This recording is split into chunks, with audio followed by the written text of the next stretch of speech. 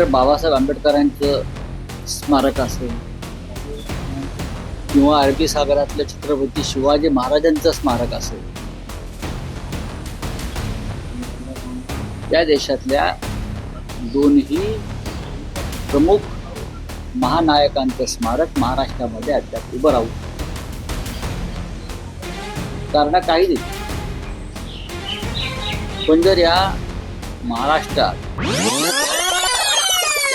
Doctor Babasaheb Ambedkar, Chhatrapati Shivaji Maharaj यांची स्मारक सरकार उभं करू शकत नसेल, तर या सरकारला या दोन्ही विभूतींची नावं घेण्याचाच अधिकार नाही. हिंदू मिलच्या स्मारकासाठी फार मोठा संघर्ष झाला. लोक रस्त्यावर उतरले. तेव्हा कुठे सरकारनं 2015 साली त्या संदर्भातली भूमिका घेतली आणि प्रत्येक वेळेला तारखांवर तारखा दिल्या जातात. एकदा राज्याच्या मुख्यमंत्र्यांनी पत्रकार परिषद घेऊन स्पष्ट केलं पाहिजे की महाराष्ट्रातल्या अरबी समुद्रात छत्रपती शिवाजी महाराजांचं स्मारक कधी होईल आणि हिंदू मिलमधलं डॉक्टर बाबासाहेब आंबेडकरांचं स्मारक कधी पूर्ण.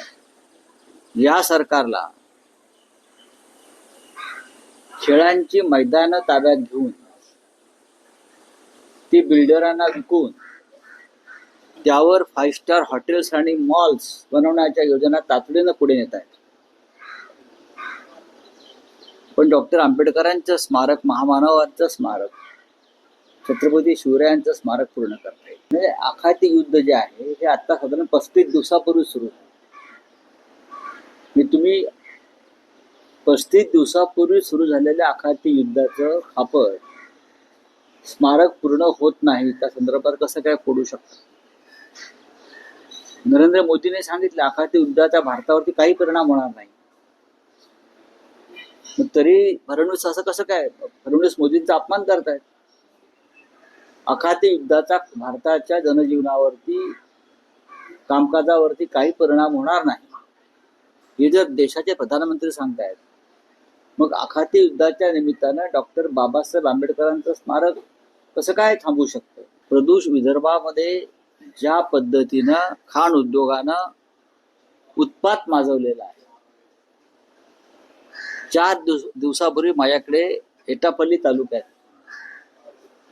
असंख्य राजकीय सामाजिक कार्यकर्ते आले आणि त्यांनी त्यांची वेदना मला सांगितली की ही जी लॉयड स्टील नावाची कंपनी आहे ही भारतीय जनता पक्षाचीच जणू काय भागीदार असल्याच्या पद्धतीने तिथे उत्पात मागवतात. पाण्याचे झरे, तलाव याच्यामध्ये खनिज मिश्रित संपूर्ण केमिकल जात आहे. लोकांना प्यायला पाणी नाही. तिथे जो चिखल झालेला आहे त्याच्यामध्ये गुरं अडकून मरतायत. त्यात 7 गायी मेल्या, गोमाता. त्यानंतर शेतीचं नुकसान होतं मोठ्या प्रमाणामध्ये आणि संपूर्ण प्रशासन ते विकलं गेलं असल्यामुळे या खाणींच्या ज्या मालकांच्या तक्रारी कोणी घ्यायला तयार, त्याचं कारण हे जे उद्योग आहेत या उद्योगांनी सत्ताधारी पक्षांना मोठ्या मोठ्या देणग्या दिलेल्या आहेत आणि इतर राजकीय पक्ष त्यांच्या पेरोलवर आहेत. माझी मागणी आहे की ताबडतोब त्यांचा परवाना रद्द केला पाहिजे. कुठे आहे तुमचं पर्यावरण मंत्रालय, पर्यावरण खातं? सांगा ना मला. झाडं तोडली जात आहेत त्या भागामध्ये खाण उद्योगाच्या नावाखाली. तुम्ही जो नक्षलवाद संपवलेला आहे असं म्हणताय, तो काय या खाण उद्योगाला मोकळं रान देण्यासाठी? खाण उद्योगासाठी नक्षलवाद संपवला की जनतेसाठी संपवला? नक्षलवाद्यांचा त्रास हा अशाच उद्योगांना होता जे जनतेच्या छातीवर बसून असे उद्योग निर्माण करत होते. त्यांचं आणि या लोकांचं भांडण होतं. आता जर तुम्हाला देवेंद्र फडणवीस यांना जर खरोखर शेतकऱ्यांची, सामान्य जनतेच्या स्वच्छ पाण्यासंदर्भात काही जाणीव असेल तर त्यांनी अशा प्रकारचे पाणी गढूळ करणारे, पाणी विषारी करणारे, शेत जमिनी खतम करणारे जे उद्योग आहेत त्या संदर्भात कठोर भूमिका घ्यायला पाहिजे. एका उद्योगाकडून देणग्या घेऊ नका ना, जनतेला वाचवा. आणि दुसरा अत्यंत महत्वाचा विषय म्हणजे कशा पद्धतीनं अशा उद्योगांसाठी सरकार पायगडा आहे.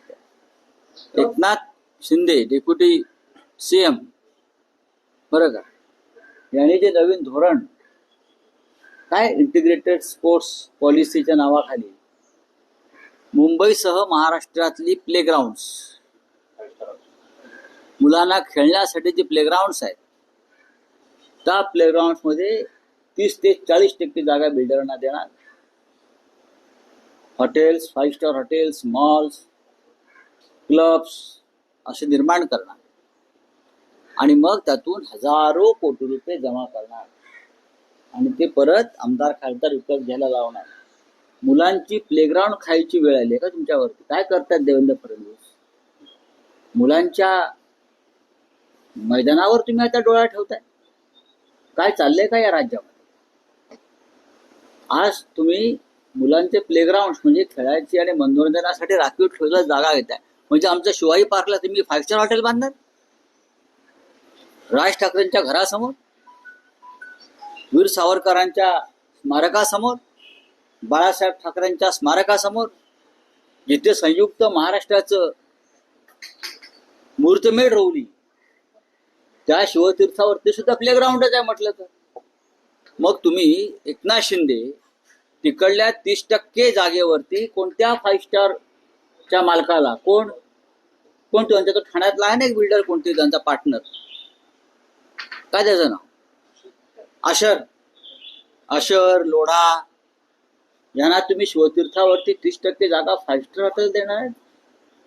आझाद मैदान 5 स्टार हॉटेल बांधणार आहात? परळचं कामगार मैदान, नरे पार्क, जांभोरी मैदान, इकडे एकनाथ शिंदे आणि देवेंद्र फडणवीस पार्टनरशिप मध्ये 5 स्टार हॉटेल बांधणार आहेत. कुपरेज मैदान, कुपरेज, ठाण्याचं सेंट्रल मैदान, गावदेवी मैदान, काय सांगा ना. उद्या वानखेडे स्टेडियम वरती सुद्धा जागा जास्त आहे म्हणून 5 स्टार हॉटेल बांधतील हो. त्याच्यामध्ये राज्याच्या मुख्यमंत्र्यांनी भूमिका स्पष्ट केली पाहिजे.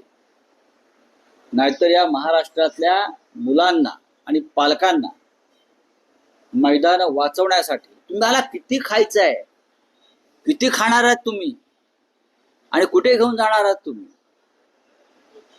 कशा करता चाललंय सगळे. तुम्ही आता मुलांच्या मैदानापर्यंत आलेला प्लेग्राऊंड, ही अत्यंत गंभीर गोष्ट आहे. प्रधानमंत्र्यांचं न खाऊंगा न खाणे दूंगा हे धोरण महाराष्ट्रात लागू नाही असं दिसतंय. देवेंद्र फडणवीस आणि एकनाथ शिंदे हे मिळून खातायत. हे मला दुर्दैवानं सांगावं असं वाटतंय. जे सुरजागडच्या खाणी संदर्भात मी आता बोललो तेच मी इथे बोलतोय. ही कसली पॉलिसी आहे, कसलं धोरण आहे, काय आहे? उद्या माझ्या घरासमोर लहानसं हे आहे, जागा आहे, हे घेतलेले म्हणजे ते 5 स्टार बांधा, बरोबर नाही. हे आता मृत्यूनंतर होईल. आता आपल्या देशामध्ये एक प्रथा आहे, जिवंतपणे गायीची पूजा करायची नाही, मृत्यूनंतर अंत्ययात्रा काढायची आणि घोषणा करायची. लता दीदीच्या बाबतीत तेच झालं. त्यांच्या मृत्यूनंतर त्यांच्या नावानं एक संगीत विद्यापीठ सुरू केलं. आशाताईंच्या मृत्यूनंतर आता त्यांना कदाचित भारतरत्न सुद्धा देतील मृत्यूनंतर. अत्यंत निर्दय आणि निर्घृण सरकार आहे. यांना कसली कला, संस्कृती आणि संस्काराची काही यांना जाणीव नाहीये. काही नावं जाणीवपूर्वक वगळू नये, नाही त्या रिकाम्या जागा आम्हाला भराव्या लागतील जर वगळल्या गेल्या तर. त्या उत्तम काम करतायत, ठीक आहे. त्यांना मुख्यमंत्री कार्यालय योग्य मदत करत असेल, कोणाला तरी मदत केली पाहिजे. जे मुख्यमंत्र्यांना थेट करता येत नाही ते मुख्यमंत्री जर अशा माध्यमातून आपल्या कार्यकर्त्यांच्या माध्यमातून करत असतील तर तरी सुद्धा त्याचं स्वागत केलं पाहिजे. पण काही नावं वगळू नये एवढंच माझं म्हणणं आहे. पक्षाचा या धोरणाला पाठिंबा आहेच ना, सगळ्याच पक्षांचा पाठिंबा आहे. फक्त ज्या पद्धतीनं डिलिमिटेशन होणार आहे त्या संदर्भात आम्ही चर्चा करू. पण महिला आरक्षण हा विरोधाचा विषय नाहीये. पण याचं श्रेय मोदींनी घेऊ नये. इतिहास घडवण्याचा ठेका भाजपने घेतलेला नाही, इतिहास घडवणार आहोत. इतिहास घडवण्याचे ठेकेदार आहात का आपण? आपला ठेका आहे का? नाही ना. महिला आरक्षणाची पहिली मुहूर्तमेढ महाराष्ट्रामध्ये घातली गेली आहे शरद पवार मुख्यमंत्री असताना. वारंवार मी सांगतो, महाराष्ट्र, ज्योतिबा फुले, डॉक्टर बाबासाहेब आंबेडकर, बरं का, छत्रपती शाहू यांचा वारसा हा महिला आरक्षणासंदर्भात फार मोठा आहे. महिलांना अधिकार मिळाले पाहिजे ही या राज्याची पहिली भूमिका आहे. त्याच्यामुळे इतिहास घडवण्याचा जो ठेका आज भाजपचे लोक घेऊन फिरतायत ठेकेदारी करत, ते चुकीचं आहे. हा आमचा आत्मा आहे.